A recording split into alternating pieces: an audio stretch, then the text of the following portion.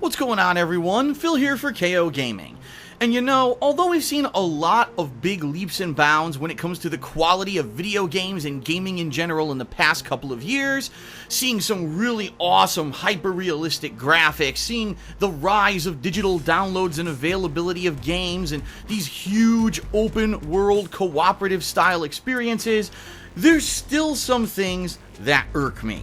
Even in the present day of 2016, there's some things about modern gaming that piss me off. And I wanted to take a little bit of time to rattle off some of the most annoying pet peeves about modern day gaming that I just need to get off my chest. Now, these are my personal picks for the top 10 things that annoy me the most about modern gaming. You may completely disagree, or maybe you agree. As you watch this video, feel free to leave a comment and let me know if you agree with me or if you think that I left something out.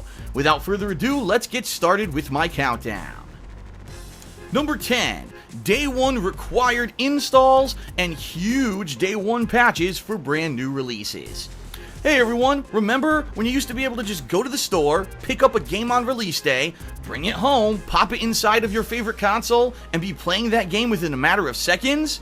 Well, not anymore, because now, no matter what game you buy, no matter what console you're buying it for, it seems that more often than not only is there a pretty lengthy required install, and although PC users may say, well, we've had to always put up with that, so that's not a valid complaint, we've also got this new issue of giant required Day 1 patches. Now, admittedly, if these patches are put in there to fix a simple issue, like maybe they found a game crashing bug or a corruption issue with your game file save that would make your gameplay experience overall a very negative one, and they catch that and they want to update that right away before you play the game on launch day, that's one thing. But we've seen an increasing and alarmingly increasing amount of Day 1 patches that are a gigabyte or more in excess of size that seems to be entire game modes, chunks of the game, and pieces of that game that were not present on the game disc. It seems more and more often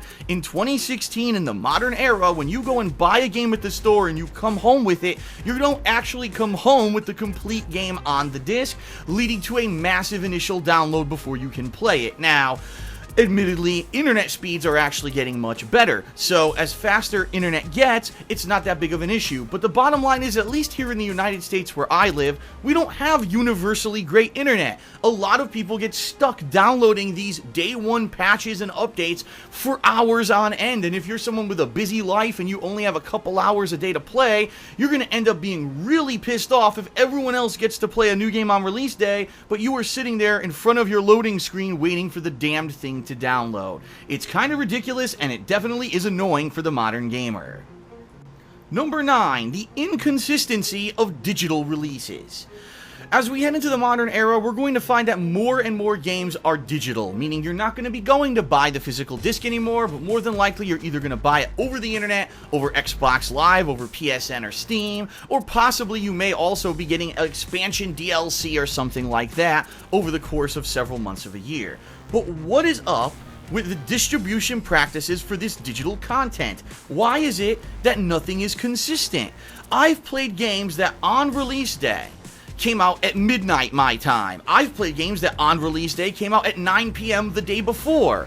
I've played games that aren't available until the morning of release day. I've played games that release on a Tuesday, games that release on a Wednesday, and games released on a Friday. Sometimes you get a DLC season pass, and the DLCs aren't even consistent. One releases one day of the week at one time, while another, a couple months later, releases a completely different day of the week at a different time, and it makes it almost impossible to plan out a consistent gameplay schedule for someone who actually needs to pick and choose the time frames that they can actually play a game.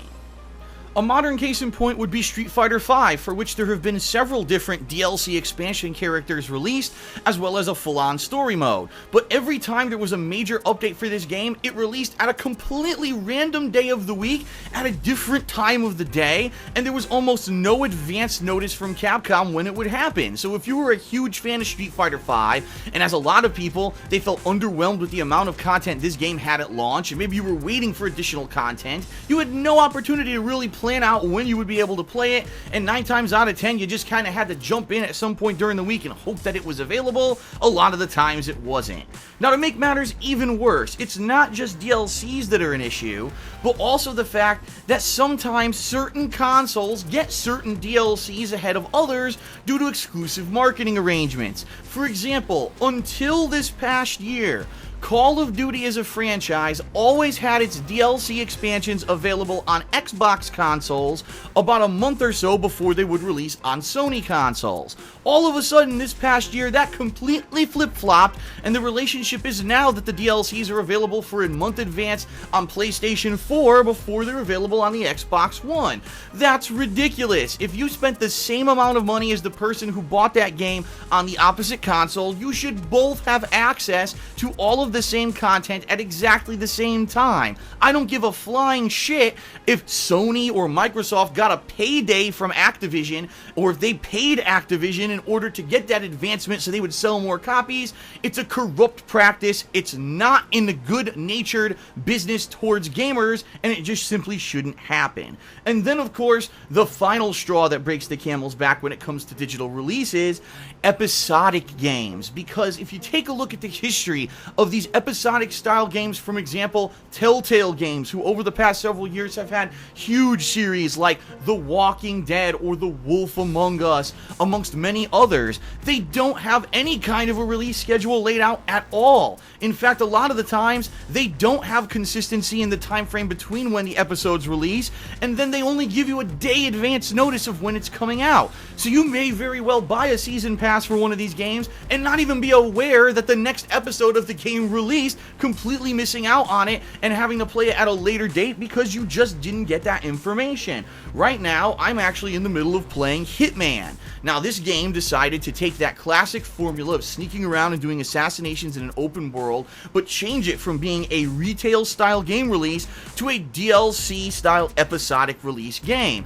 I couldn't tell you when the next episode's coming out, how many episodes are available. They've been releasing bonus episodes that are only available to play within a certain time frame, and then they go away. It's just a horrendous fucking mess. People who are buying digital content should be allowed to plan out and get the same kind of information as people who go buy that game at a retail store. Just because it's a digital release doesn't give a game developer the right to basically be wishy-washy about when it'll be released and to not have a kind of commitment to the consumer on when they can expect what they've paid for. It's absolutely ridiculous. It's not acceptable, and the digital distribution of content needs to improve drastically. Number 8, the availability or lack thereof of nice packaging and or nice boxes and presentation when you buy a physical copy of a game in the modern era. Hey everyone, remember when you used to be able to go to your favorite gaming store, pick up a game on release date, come home and unbox it? Remember the awesome amount of stuff that used to be inside of a game box and the quality that would go on the artwork and all the descriptions of the game on the outside of the box? Sometimes you would get an amazing full color, multiple page pamphlet of instructions and supplemental materials that could serve as a cool reading source so you actually get immersed in that game universe before you ever boot the game. Hell, even some classics as far back as the PS1 and 2 era came with giant fold-out full color maps and things that just made it feel like that game developer really appreciated your dollar. Well, say goodbye to that, because in the modern era, it's so damned bare bones. 9 times out of 10, I ask myself why I bothered to drive to my local game store to get the game to begin with. There's nothing in these boxes. Some of them have nothing but the game disc and a little warning pamphlet that may say something about epilepsy or something like that. Hell, some of them don't even have that pamphlet. And I'm going to be honest, sometimes I'm actually surprised when I open a game box to even find the game disc in there, because there's so little that's put into the effort of packing these games and giving them presentation in a physical version anymore. Half the time, I'm surprised that they even remembered to put the game inside. This is something that obviously is a pet peeve and it's a nitpick, but hey, back in the day, we were treated to a complete kind of presentation when we bought a video game. So when we laid down our hard-earned money, we felt like we were not only getting the game, but we were getting an experience with it, collectibles, swag. Now it's hard to get absolutely anything. It's few and far between where you'll buy a game and you'll even get a collector's card inside the box as some kind of a thank you. It's a shame because, let's be honest, a lot of things are going digital and less people actually are having big gameplay collections and physical game collections anymore, and that is a sad thing. It was a huge part of gaming culture for quite a long time, and unfortunately it seems that most game publishers are just doing away with that whole thing completely, knowing that eventually everything's going to be digital distribution, and that's just sad. Alright, so that was just a taste of a few of the things that I find as the worst things of modern gaming. Let me know what you think in the comments, if you agree or disagree, and also let's see if you can guess some of the upcoming ones that are going to finish off this top 10 countdown. Thanks for watching part 1, everyone, and if you enjoyed it, please give this video a like here on YouTube, as well as check the video description for links to my Loot Crate discount code, which works on any new subscription to Loot Crate, in addition to my Patreon. Thanks a lot, and I'll see you soon for the conclusion of the worst things of modern gaming. Peace out.